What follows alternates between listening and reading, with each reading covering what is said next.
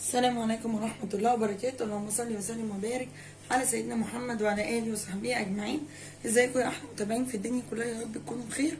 أولا بتأسف لكم جدا جدا على صوتي، أنا صوتي تعبان قوي وده سبب غيابي عن التصوير. انتوا وحشتوني قوي والله، بس أنا غصب عني يعني كده يعتبر صوتي ابتدى يطلع، مكانش طالع خالص. والدكتور يعني كشفت عند الدكتور فقال لي ده التهاب في الأحبال الصوتية، وعلى قد ما تقدري ما تزعقيش. وطبعا يعني انتوا عارفين طبيعتنا كلنا، مفيش ام عندها اولاد ما مش بتزعق. ربنا يا رب يخليهم ويبارك فيهم ويهديهم، اللهم امين يا رب العالمين. عايزه اقول لك لو اول مره تشوفيني بقى اهلا وسهلا بيكي في قناتي، قناه اسرار المطبخ مع سوسه. انا سالي، وقناتنا متنوعه فيها جولات ومشتريات وروتينات وحاجات كتير جدا جدا جدا.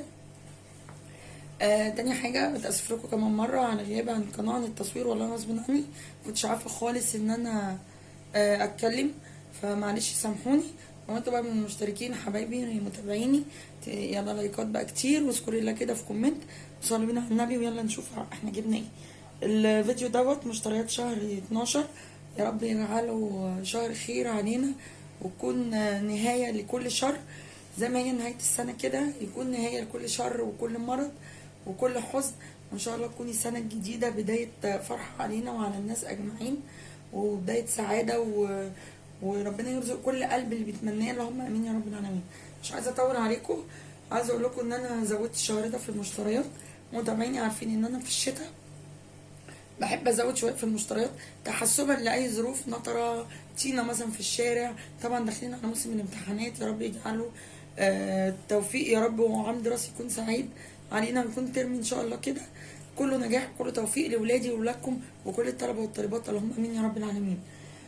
ففي الامتحانات انا طبعا ببقى مشغوله في المذاكره، برجع من الشغل يا دوبك بعمل حاجات البيت الاساسيه وبقعد اذاكر مع اولادي. انتوا عارفين ابني في الاعداديه، ادعوا له بقى كده ان شاء الله ان ربنا يوفقه ويجيب له مجموع معلش انا اسفه، ويجيب مجموع كبير يا رب، ويفرح قلبي وقلبه وقلب كل ام باولادها، اللهم امين يا رب العالمين. واللي ربنا لسه ما رزقهاش باطفال ربنا يفرح قلبها ان شاء الله ببشرى بحملها يا رب، ويرزقها بالذريه الصالحه، اللهم امين يا رب العالمين.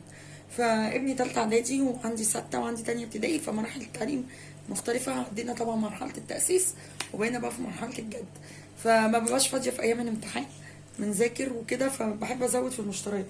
استغلت طبعا العروض لأن الأسعار نار، ربنا يا رب يرحمنا ويوسع علينا جميعا. استغلت العروض في كذا مكان.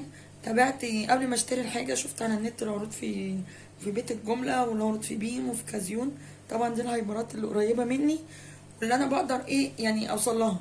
هايبر وان وكارفور طبعا متقاطع، هايبر وان وكده دولت بعيد عليا. وجبت كمان حاجات من السوق عندنا عادي، يعني من الناس العاديه. يلا بينا نشوف جبتنا ايه. كان حاجات في الشنط، اللهم بارك. هفضي شنطه شنطه واقول لكم جايبه ايه ومنين وبالاسعار، بس ما تنسوش اللايكات والكومنتات. يلا بينا نشوف الحاجه. اول حاجه اولا يعني انا لما جيت من بره ما جبتش الحاجه دي في يوم واحد، جبتها على 3 ايام. كنت بجيب الحاجه واحطها وبفضيها وكده عشان اراجع الحاجه واشطب من الورق، لان انا بنزل السوق بورقه، وانزل يعني اجيب الطلبات بتاعتي بورقه الطلبات، وببقى كاتبه انا محتاجه ايه. فايه في حاجات هتلاقيها في الشنط وهي مش بتاعتها، بس انا هقول لكم انا جايبه كل حاجه منين. جبت من بيت الجمله الكاتشب دوت روز جاردن دوت، وزنه قد ايه؟ 500 جرام، نص كيلو. دي كان عليها عرض، معمولة ب26 بدل 32، فطبعا سعرها حلو جدا.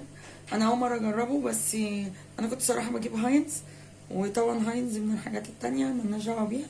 فاول مرة اجرب دوت، ان شاء الله يبقى كويس. لو حد جربه يقولي عليه في الكومنتات حلو ولا وحش. دي جبتها اول حاجة. جبت كمان من هناك صوص الباربيكيو دوت، الولاد عندي بيحبوه جدا عن المشويات، وكمان انا بحط منه في الخلطات. دي 400 جرام كانت عامله 28 جنيه 75، فسعرها حلو جدا. جبت واحده لما فتحها لبره. وجبت الحلاوه البوادي، انا طول عمري كنت بجيبها، بس الصراحه اما سعرها رفع ما بقتش اجيبها لان وصلت ل 120، فلقيت عندهم عامله 95 اللي هي الكيلو. جبت واحده لان السايبه برضو كنت بجيبها، بقت الكيلو عندنا ب 110 وب 118، في بعض السوبر ماركتات يعني. فقلت دي طبعا اكيد انضف، فجبت منها واحده. جبت علبه المشي دي 400 جرام، دي اللي هي اكناز. 400 جرام كانت عامله 13 جنيه، فسعرها حلو جدا. جبت واحده برضو. وجبت كمان من هناك الجبنه الكريمي دي او اللي هي الكيري. الكيلو كان عامل 46، ديت نص كيلو وشويه، ب 25 جنيه و60 قرش. فطعمها حلو ان شاء الله. دي كان في بالقطعمه، في بالقشطه وفي بالبسطرمه وبالجبنه الرومي. انا جبت ديت بالبسطرمه. جبت كمان الجبنه الرومي دي اللي هي الوسط، الكيلو ب 205، دولت عاملين 45 جنيه. كنت جايبه لانشو برضو المراعي، الربع كيلو عامل 35، بس الولاد يعني فتحوه كلوه فما صرفتوش. جبت المخلل دوت الكيلو عامل 17 جنيه، دول ب 8 جنيه. دول كلهم حاجات بيت الجمله. تمام. جبت برضو الزيتون الشرايح دوت عشان نعمل مع بعض بيتزا ان شاء الله. اللهم صل على النبي. الكيلو ب 56، دول عاملين 14 جنيه ونص. دي كده اول شنطه هنا فضلت. جبت كمان من هناك الكابتشينو دوت. انا اول مره اجربه الصراحه، عشان الحاجات التانية احنا ما بنجيبهاش. فديت العلبه 10 اكياس ب 28 جنيه. انا نوعتهم بقى. جبت بالموكا عشان ولادي بيحبوا الاطعمه الغريبه دي. انا صراحه بحب النسكافيه الكلاسيك او اللي هو بالموبايل عادي بس. وجبت بالفانيليا اهو، بالفانيليا 3. وجبت كمان جابوا بالموز. انا ما جبتش انا واحد بس بالموز لان حسيت هيبقى طعمه وحش. وجبت كلاسيك. المهم يعني انا شكلت العلبه، شكلتها من 10 اكياس ب 28 جنيه.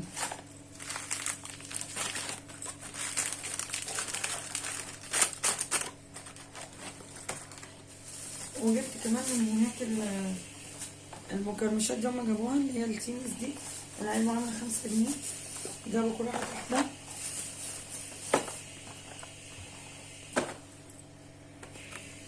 وجبت برضو من عندهم اللازانيا. طبعا الملكة احلى نوع في اللازانيا، انا الصراحة بحبها جدا، ما بتعجنش وحلوة قوي. وطلبت مني في الكومنتات ان انا اوريكم اللازانيا، هوريها لكم ان شاء الله مع بعض. هنعملها ان شاء الله دي مع بعض. مش عيب ان هي تبوظ منك او تعجن. انا زي ما قلت لكم قبل كده عملتها كذا مره ويعني ما كانتش نافعه خالص، ما تنفعش للاكل. وسمعت تريقه من جوزي ومن ولادي كتير، انما ما ظبطت معايا بالطريقه اللي هعملها ان شاء الله معاكم دي. بقت زي اللي في الصوره كده بالظبط، تحفه تحفه تحفه. بقيت يعني الصراحه استاذه فيها. فجبت واحده دي عامله 14 جنيه ونص، هي سعرها بره بقى 17 وشويه تقريبا. جبت كمان من هناك علبة الصلصة دي روز جاردن برضو. الصراحة منتجات روز جاردن دي هناك كتير جدا. فجبت العلبة دي ب21 جنيه. انتوا عارفين الطماطم سعرها عالي، فبزود معلقة او معلقتين صلصة على الأكل. عايزة اقول لكم بقى رحبوا بالضيف الجديد ريان ابني، هي ايده اللي ديت اللي بياخد مني الحاجة. قاعد وانا ما هاخد مني، قلت له خلاص انا مش هزعلك، وخلي بقى متابعيني يرحبوا بك في الكومنتات. جبت بقى دولت مش من فتح الله، من عربية الجيش، كانت واقفة عندنا فجبت منها. لقيت اسعارها كويسة وحاجاتهم الصراحة نضيفة. ده زيت عباد 900 مللي صافي اللتر يعني، دي عاملة 55. جبت واحدة. ودوت زيت العادي الخليط اهو، تحيا مصر، ده 900 جرام برضو. دي الازازة ب 42، فجبت 2، كل واحد ليه 2 بس. جبت 2 وجبت منهم رز، بس لقيت كيس واحد. بصوا يعني لما الاقيه في الشنطه اهو كيس واحد. بصوا الرزان دي جدا. استنى بنوريه لاصحابنا مع بعض. الرزان نضيفه قوي، ويعني بيضه وحلوه وعريضه. النصيحه مني يعني لما تيجي تشتري الرز، تشتري الرزايه العريضه، ما تشتريش الرفيعه، لان الرفيعه دي ما بتشربش الميه، وبيطلع مهما تسيبيه على البوتاجاز بيفضل كانه نايم. اللهم صل على النبي. الكيس دوت عامل 25 جنيه، بس ما تجيش على واحد بس، مش تاني. جبت طبعا واحد فرصه مش هلاقيه، لان الرز سعره عالي جدا عندنا، وصل ل 35 كمان. بقى الكيس مكرونه ستار جبت الشعريه، برضو المكرونه سعرها رفع، بقيت السايبه ب25، فانا لقيت دوت ب25. جبت واحد شعريه لان الشعريه عندنا من الاساسيات، وبالذات بقى في الشتاء ممكن نعمل شعريه باللبن، رز بشعريه. الرز سعره رفع، فكنا الاول سعر الشعريه وسعر الرز زي بعض فبنقول مش فارقه، انما دلوقتي الشعريه اقل، فممكن تزودي كميه الاكل يعني بالشعريه وتخف الرز شويه. فجبت كيلو، تاني شنطه اهي. وجبت كمان كيلو اللي هي الفرن، انا عندي كيلو فجبت عليها كيلو تاني، لان انا لما بعمل البشاميل انتوا عارفين طبعا القالب بتاعي بياخد الكيلو، فجبت واحده اللي هي الفرن. جبت بقى من الجيش برضو، بس كانش فيه انواع معينه. الكيس ده ب6 جنيه ونص، دوت 300 جرام. جبت واحد عصفور. تمام. نرجع بقى تاني لفتح حلوة، معلش انا هدوخكم معايا، يعني هنفضل رايحين جايين كده على الايه، على الهايبرات. جبنا من فتح الله، الولاد جابوا اللي هو المكرمشات دي، الكيلو ب70 جنيه، جابوا دول ب10 جنيه. وجبت كمان كاكاو، الكيلو عامل 160، دوت ب46، يعني الحبة دول ب46، عشان عارفين مشروبات الشتاء وكده ان شاء الله. نعمل بقى الكاكاو، كابتشينو، سحلب، بليله ان شاء الله، يعني في الفتره الجايه. ادعوا لي كده بس ربنا يشفيني وزوري يبقى احسن شويه. هفاجئكم كده بكميه فيديوهات حلوه قوي ان شاء الله. دوت جبت برضو من جمله ماركت ده خلطه البانيه، الكيلو كان عامل 22 جنيه، دول ب8 جنيه. جبت برضو من هناك علبه الجيلي دي، سعرها رفع بس هو هناك كان عليها عرض، دي عامله 21، جبت واحده. هتقولي لي جيلي يا سوسه والجو ساقع، هقول لك انا الولاد عندي الصراحه بيحبوه الجيلي والكريم كراميل وكده، فقلت مش هتفرق ما اعمل لهم مره كل اسبوع حاجه كده من دولت، ومش هسيبه يتجمد قوي. جبت كمان باكو شاي العروسه ده عامل 48، برضو الشاي سعره رفع جدا، معرفش ايه بجد السبب في ارتفاع الاسعار اللي زاد مره واحده ده. كيس البونجورنو ده او الكوفي ميكس، انا بحبه جدا الصراحه، احنا عارفينه ب5 جنيه، وما هناك عاملين عليه عرض ب3 جنيه ونص، فجبت 10 اكياس. خلاص سيبت، جبت 10.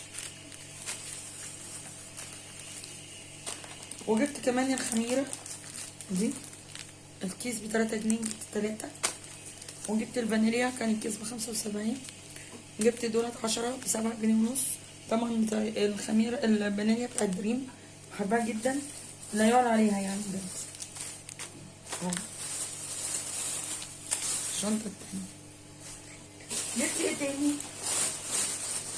جبت بقى من السوق عندنا عادي مكرونة، دوت راجل كان عامل عروض على 3 انواع مكرونة بس، الكيلو بدل 25 ب20 جنيه، اللي هو اصلا سعرها العادي. فجبت منه نص سباكيتي، وجبت نص اللي هي الهلالية دي،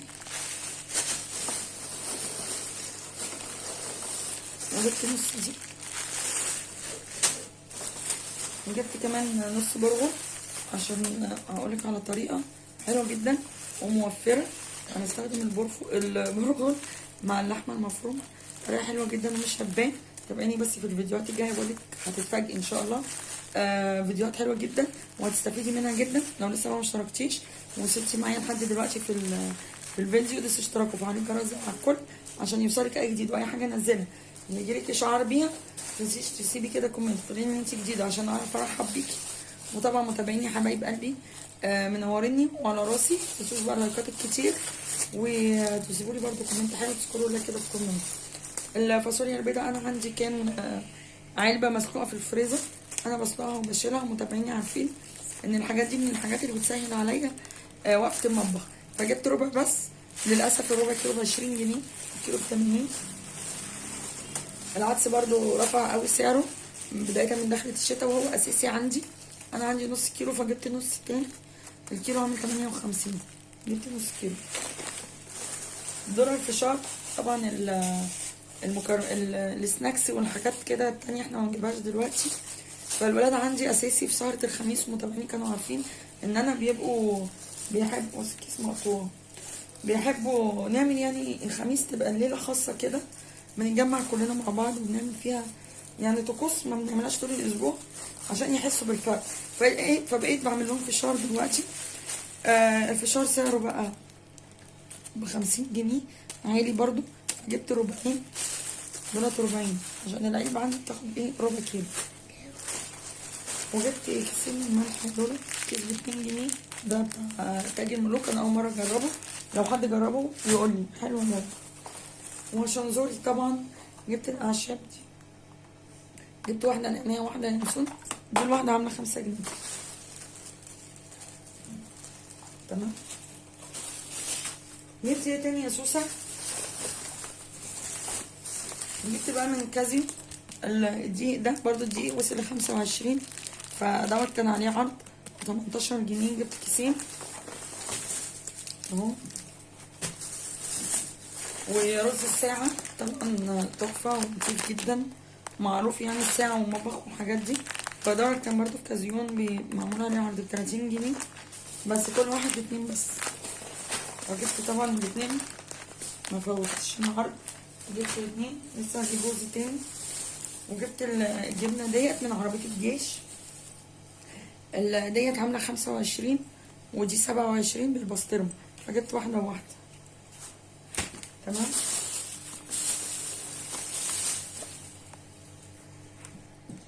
جبت كمان بقى دوت من كازيون برضو الاتنين مكر المطبخ دوت. انا عندي 3 باقيين، كنت جايبه الباكيت الكبير بس لقيت ده سعرها 21 جنيه، فجبت واحد. وجبت دولت من 50 جنيه ال3، فجبت كيس. خليهم هنا دول عشان اعوز بقية الحاجة. وجبت للولاد كان ابني محتاج ورنيش، جبت له واحدة اهو، دوت اللي هو الشفاف عشان الكوتشيات البيضاء. جبت كمان من كازيون العرض دوت ليدر، وعليه ازازة سائل التنظيف الاطباق دوت. الاتنين دول على بعض عاملين 45، فحلو قوي. الازازة دي وزنها 600 ملي، والكيس المسحوق دوت 1.5 كيلو، فحلو قوي. فجبت واحد، انا ما جربتوش برضو، فلو حد جربه قولوا لي. تمام. هما الاتنين كده على بعض، خلينا بعيد عشان ريحته نفاذه جدا. جبت كمان من عندهم من بي، لا دولت من كازيون شامبو مينكي دوت، كان عامل 25، فجبت 2. انا هخليهم دولت هناك عشان ما يعملوش ريحه الاكل، مش هخليهم على الاكل. ماشي. جبت ال2 دولت 50 جنيه. انا كنت جربته قبل كده فحلو جدا، ومينكي طبعا معروف. فجبت دي ودي، واحده بجوز الهند وواحده بالعسل. جبت دي من فتح الله وايبس، دي 120 ب30 جنيه، حلوه قوي. انا الوايبس ده ما بقدرش استغنى عنه حرفيا، في كل حاجه في حياتي بستخدمه. وانتوا طلبتوا مني قبل كده ان انا اعمل لكم فيديو استخداماتي ليه، فهعمل لكم ان شاء الله فيديو كبير واوريكم انا بستخدمه في ايه. ولما تشوفوا الفيديو بتاعي هتنزلي على طول تجيبي الوايبس ده او المناديل المبلله، مش هتقدري تستغني عنه. جبت كمان بقى دوت من بي، بقول لكم انا لفيت على كل السوبر ماركتات عشان اشوف ايه ارخص حاجه، حتى لو جنيه او 2 جنيه. هتقولي لي مش هتفرق يا سوسه، اقول لك لا، بتجمع في الحاجه واحنا اولى بالفلوس ديت بالفرق، لان الحاجه فعلا غليت جدا. ربنا يا رب يعيننا ويقوينا ويصلح الحال. انا جبتها الشهر اللي فات دي وجربتها فحلوه جدا، نفس الكميه زياده بس سعرها غالي شويه، بقت ب27. جبت واحده. وجبت برضو من بي معطر فريكه دوت، ده كنزي، حلو جدا. ماما كانت جربته فلقيت ريحته حلوه فعلا، حلوه قوي يعني زي ريحه الفنادق كده، عجبني قوي. جبت واحده كان عليه عرض ب39، طبعا سعر كويس لان هو وصل ل50، فجبت واحده. جبت كمان اوكسي، لا جبت 5 اكياس، الكيس دوت ابو 2 جنيه، جبت 5. وجبت الاستريتش ده اهو، دي كانت عامله 21 جنيه وفيها منشار التقطيع، برضو ما بقدرش استغنى عنه، وشفتوه معايا قبل كده في الفيديوهات كتير. استخداماته معايا كتير قوي. جبت واحده كمان، وجبت واحده الرولون ديت لابني، دي من كازيون كانت عامله 22، جبتها له. بس دي الحاجات اللي انا جبتها، هرصها وارجع لكم تاني. ورجعت لكم تاني بعد ما ظبطت الحاجه بقى ورصيتها. بصوا اهي الحاجه بسم الله ما شاء الله. نزلت وبنيت البيت الحمد لله، استغليت العروض رغم غلاء الاسعار، وبقت نار زي ما احنا عارفين، بس انتي تبقي قدها وقدود. وست البيت الشاطره اللي تعرف توفر وتدبر وتدور على العروض فين، وتدور على الحاجه اللي رخيصه وفي نفس الوقت جودتها عاليه وتجيبها، وتدور على العروض، ونشوف فين الحاجة الرخيصة ونروح لها. مش عيب، العيب ان انا يبقى بيتي فاضي، ويا رب يا رب ما يحكم على حد ان يبقى بيته فاضي، ودايما تبقى بيوتنا عمرانة بالخير.